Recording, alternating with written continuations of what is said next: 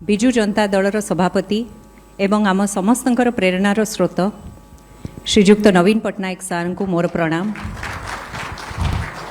मंचासीन समस्त वरिष्ठ नेता आमर वरिष्ठ उपसभापति श्री देवी प्रसाद मिश्र एठी आमर समस्ते अछंती समस्त को मोर प्रणाम। दलर सदस्य वृंद वरिष्ठ नेतृवृंद समस्त को आज मोर प्रणाम।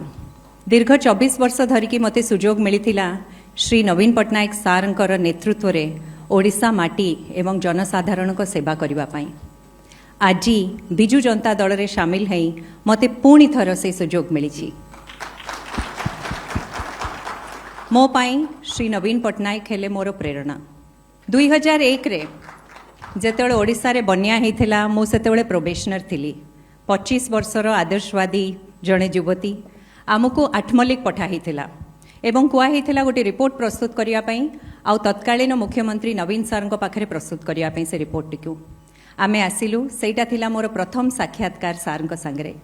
बहुत गंभीरता सह सार रिपोर्टा को देखिले, प्रश्न पचारे। आज भी मते से दिन मने अच्छी।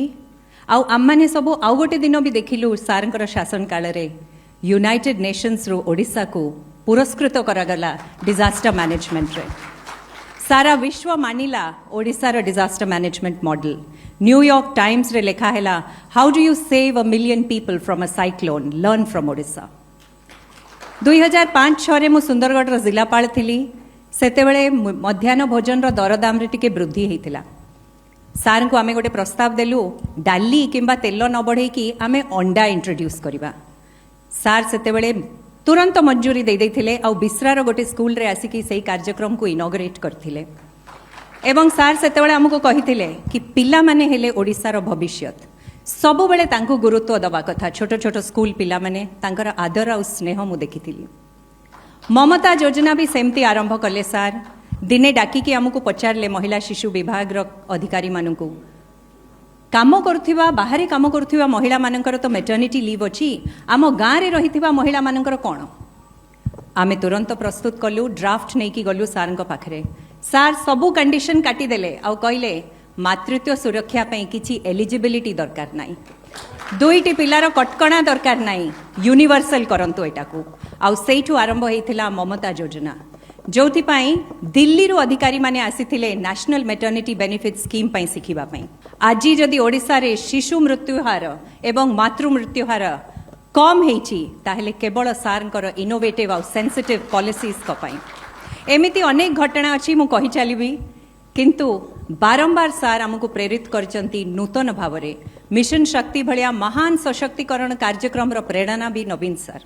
तांको शासन काल रे गोटे ओडिया लोक ओडिशार बासी मुंड टेकिकी सम्मान सहित गर्व सहित तार जीवन यापन करुथिला। से हेले आम विजु जनता दल परिवार रो मुखिया, जो दल महान गणनायक श्री बिजु बाबूंको नाँ रे एवं विजन रे गढ़ा हेछि। एई दल आज ओडिशावासी हृदय रे जदि स्थान प्राप्त करछि ताहेले दलर लक्षे लक्षे कर्मी मानक काम पई, त्याग पई, बलिदान पई, समस्त नेतृवृंदंकर कठिन परिश्रम पई आउ दलर नेता श्री नवीन पट्टनायक सारंक पई मु आज एई परिवार रे मिसिली एवं सबु बेले समस्तिंक सांगरे मिसिकी काम करिवा पई चेष्टा करिबी। भगवान श्री कृष्ण कहिथिले भागवत गीता रे कर्मण्येवाधिकारस्ते मा फलेषु कदाचन।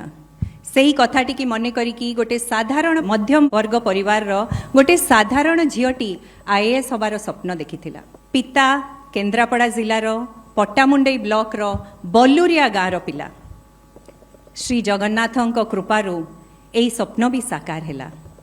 मते सुजोग मिलिला मो निज मातृभूमि रे आसिकी काम करिबा पई।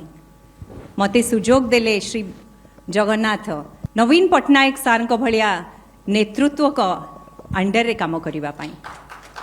आज भी मु सेई श्लोक को मने रखिछि, जोठी काम करिछि ओडिसा रे निष्ठा और समर्पण भाव रे काम करिछि।